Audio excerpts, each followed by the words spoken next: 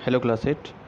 देखिए बेटा, हम लोग ये चैप्टर ख़त्म फिनिश कर चुके हैं, मतलब फर्स्ट चैप्टर फर्स्ट हम लोग फिनिश कर चुके हैं। मैंने एक होमवर्क दे रखा था पिछली क्लास में 5R क्या क्या है। ये किसी ने अभी रिप्लाई मुझे नहीं किया है। एक दो लोग आप रिप्लाई करें उसका मतलब, फिर मैं उसको और डिटेल में डिस्कस करूँगा आपसे। 5R वाला कॉन्सेप्ट क्या है, एनवायरनमेंट और प्लास्टिक से रिलेटेड है। ये 5R टेक्निक हम यूज़ करते हैं, क्या है, इससे क्या बेनिफिट्स हैं, ये आपको हमें रिप्लाई करना है। No one replied. एक बार कुछ लोग ट्राई करें, फिर नेक्स्ट क्लास में मैं डिस्कस इसको करूँगा, ठीक है ना। पहले एक्सरसाइज के क्वेश्चन फटाफट कर लेते हैं, ठीक है ना।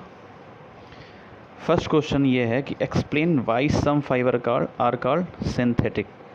आपको पता है कि सिंथेटिक क्यों बोलते हैं उसे, क्योंकि ये मैन मेड होता है, आर्टिफिशियली उसको बनाया जाता है, इसलिए that's why they are synthetic. वो नेचुरली उसी फॉर्म में नहीं मिलते, नेचुरली जिस फॉर्म में मिलना चाहिए उस फॉर्म में नहीं मिलते, और इस वजह से जो है उन्हें सिंथेटिक फाइबर कहा जाता है, क्योंकि वो मैन मेड है, बनाया जाता है उनको, ठीक है ना। तो ये रीज़न है। ओके, तो फर्स्ट का ये हो गया कि because they are man made या artificial, that's why they are called synthetic fibre, ठीक है ना। दूसरा क्वेश्चन क्या है, मार्क द करेक्ट आंसर, ठीक ना। एक सेंटेंस दिया, rayon is different from synthetic fibre because. Rayon कुछ थोड़ा अलग है किससे, सिंथेटिक फाइबर से, because it has a silk like no, it is obtained from wood pulp, its fibre can also be woven like दो। ये भी नहीं है, दूसरा वाला इसका आंसर सही है। क्योंकि ये क्योंकि सिंथेटिक फाइबर से क्यों थोड़ा सा अलग है, उसका रीज़न ये है कि it is obtained from wood pulp and wood pulp is a natural resource, that's why this is not totally synthetic fibre. ये आप ऐसे कह लो कि different from the synthetic fibre, ठीक है ना। दूसरा ये हो गया। तीसरा क्वेश्चन डिस्कस करते हैं। देखो, अगर कोई भी डाउट हो रहा है आपको ना, तो यू कैन आस्क डायरेक्टली, ठीक है ना। Fill in the blanks with appropriate words. Synthetic fibres are called, अभी मैंने डिस्कस किया, इसको आप आर्टिफिशियल भी बोल सकते हो या मैन मेड फाइबर्स। आर्टिफिशियल और man made is same. Artificial मतलब जो नेचुरली ना मिलता हो, वो कहीं ना कहीं किसी मतलब ह्यूमन बीइंग का इंटरफेरेंस उसको हो उसको बनाने में, तो that's why this it is synthetic, ठीक है ना। दूसरा, synthetic fibre are synthesised from raw material called. ये जब चैप्टर हमने शुरू किया था तभी बताया था कि सिंथेटिक फाइबर जितने भी हैं वो किससे बनते हैं, पेट्रोकेमिकल से। केमिकल प्रोडक्ट जो होते हैं पेट्रोकेमिकल्स, उनसे बनते हैं, तो यहाँ होगा पेट्रोकेमिकल्स, ठीक है ना। तीसरा क्या, like synthetic fibres plastic is also एक टर्म मैंने डिस्कस किया था, पॉलीमर। पॉलीमर में मैंने बताया था कि छोटे छोटे यूनिट जुड़ते हैं, तो सिंथेटिक फाइबर में भी वही चीज़ होती है कि छोटे छोटे यूनिट जुड़ते हैं, ठीक है ना। और इसमें क्या नाम है इसका, प्लास्टिक में भी वही होता है क्या, कि छोटे छोटे यूनिट इसमें ऐड होते हैं। तो like synthetic fibre plastic is also a polymer.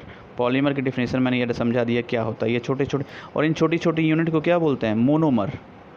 Monomer combines and form polymer, ठीक है ना, ये डिस्कस किया था मैंने।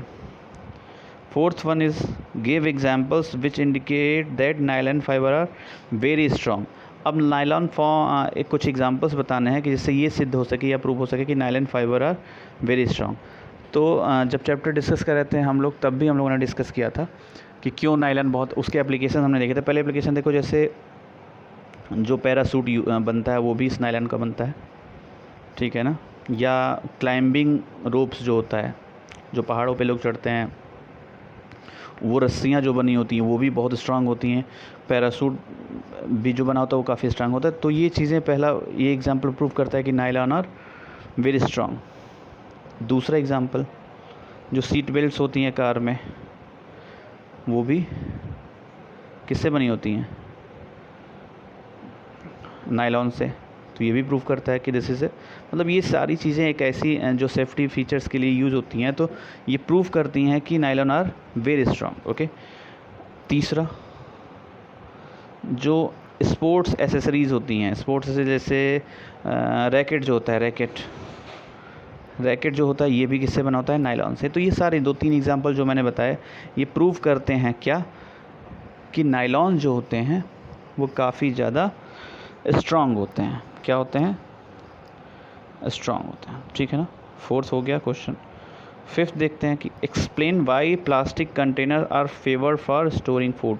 ये अभी रिसेंटली मैंने डिस्कस किया था कि अगर आप मेटल के बर्तन में रखेंगे कोई फूड या कुछ भी, तो वो मेटल से रिएक्ट कर लेता है, और वो मेटल से रिएक्ट होने के बाद वो जो फूड होता है या जो भी स्टफ़ जो होता है उसमें वहाँ, वो पॉइजनस हो जाता है, ठीक है ना।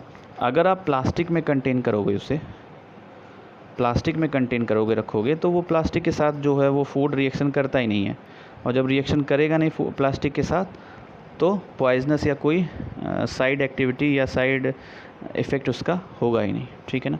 तो 5वीं का एग्जाम्पल आंसर ये हो गया, ये डिस्कस किया था मैंने पहले भी। 6ठा क्वेश्चन है, explain the difference between thermoplastic and thermosetting plastic. जब हम चैप्टर का, ये तो आप जो चैप्टर हम कर रहे थे तभी है, तो ये आप वहीं से करेंगे। 6 क्वेश्चन वहीं से पहले मैंने डिस्कस कर लिया कि थर्मोप्लास्टिक और थर्मोसेटिंग प्लास्टिक होता क्या है, कौन ईजिली मतलब मोल्ड हो जाता है और कौन फिर से उसी स्टेट में लाया जा सकता है। ये सारे फीचर्स हैं उसके, मैंने बता रखा है पहले, तो वहाँ से आप इसको नोट करेंगे, ठीक है ना। तो ये 6 क्वेश्चन आप कॉपी में नोट करें, ठीक है ना। 7 क्वेश्चन से मैं नेक्स्ट क्लास में डिस्कस करूँगा, ठीक है ना।